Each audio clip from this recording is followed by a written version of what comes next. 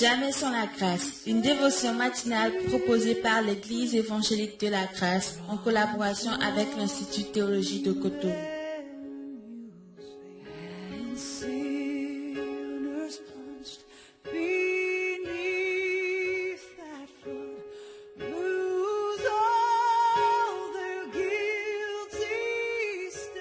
Bonjour chers amis, chers internautes, nouvelle journée, nouvelle dévotion, bienvenue dans la provision de ce matin. Seigneur, je te bénis parce que aujourd'hui ta parole nous est accessible et nous pouvons connaître ta pensée.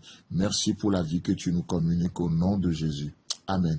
Chers amis, chers internautes, nous continuons notre voyage sur le thème « La mentalité du royaume ». Et pour ce fait, je vous propose toujours notre passage de Matthieu chapitre 13, le verset 19 ce matin où il est écrit « Lorsqu'un homme écoute la parole du royaume et ne la comprend pas, le malin vient et enlève ce qui a été semé dans son cœur. Cet homme est celui qui a reçu la semence le long du chemin. » Amen. Alors, dans ce passage, une des choses qui nous saute à l'œil, c'est de voir comment la parole a été qualifiée. On peut simplement aussi parler de la parole de Dieu, on peut parler de l'évangile, mais ici, il nous est parlé de la parole du royaume. Cela met un accent important sur l'aspect pouvoir, l'aspect puissance, l'aspect dunamis de cette parole du royaume, cette parole qui sauve, cette parole qui délivre, cette parole qui restaure, cette parole qui guérit. N'est-ce pas ce que Dieu dit? J'envoie ma parole. Ce n'est rien d'autre que la parole du royaume et elle est guérie. Au travers de la parole de Dieu, Dieu agit, Dieu transforme, Dieu sauve, Dieu donne à espérer encore aujourd'hui.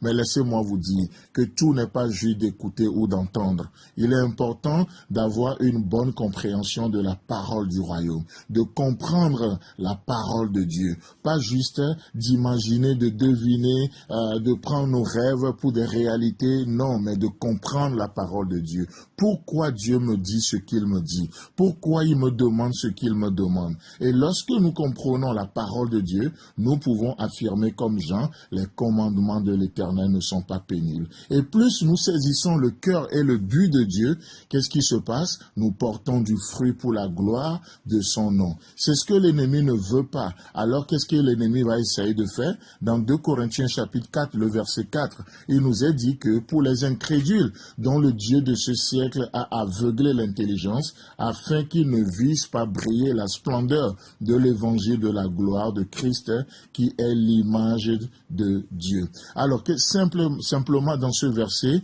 nous voyons une œuvre démoniaque ici, alors que l'être humain est composé. Il y a dans notre âme, il y a les émotions, il y a l'intelligence, il y a la volonté, il y a la conscience de soi, et il y a la conscience morale, et l'intelligence nous permet de comprendre, c'est le département, en tout cas la composante qui nous permet de comprendre les choses de Dieu. Et qu'est-ce que l'ennemi vient faire? L'ennemi vient aveugler notre intelligence. Et du coup, les gens ont une émotion corrompue, parce que les émotions ne sont pas renouvelées, et ils ont de la peine à prendre des bonnes décisions, la volonté d'utiliser correctement leur volonté, parce que le Dieu de ce siècle a aveuglé leur intelligence. Chers amis, chers internautes, ce matin, j'aimerais attirer notre attention sur cette œuvre démoniaque. Alors que Dieu, le semeur par excellence, sort pour semer, vous savez quoi? Nous avons besoin de chercher à comprendre la parole de Dieu.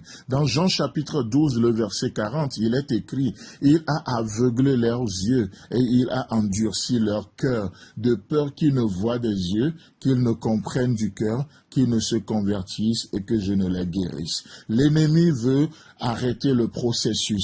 L'ennemi ne veut pas que nous comprenions les choses. Et il vient, il jette de l'obscurité sur les yeux des gens. Il vient pour voiler l'intelligence. Mais laissez-moi vous dire que peut-être si c'est votre cas ce matin, vous êtes comme ce premier terrain. Parce que dans cette histoire de parabole, nous avons en gros 4 terrains différents. Et si vous êtes comme ce premier terrain, laissez-moi vous dire que Dieu a aussi la solution pour nous. Et quelle est la solution? Qu'est-ce que nous pouvons faire ce matin pour déjouer les pièges de l'ennemi? Dans Ephésiens chapitre 1 à partir du verset 16, Paul qui parle aux Éphésiens et il dit ceci: « Je ne cesse de rendre grâce pour vous, faisant mention de vous dans mes prières, afin que le Dieu de notre Seigneur Jésus-Christ, le Père de gloire, vous donne un esprit de sagesse et de révélation dans sa connaissance. » Amen.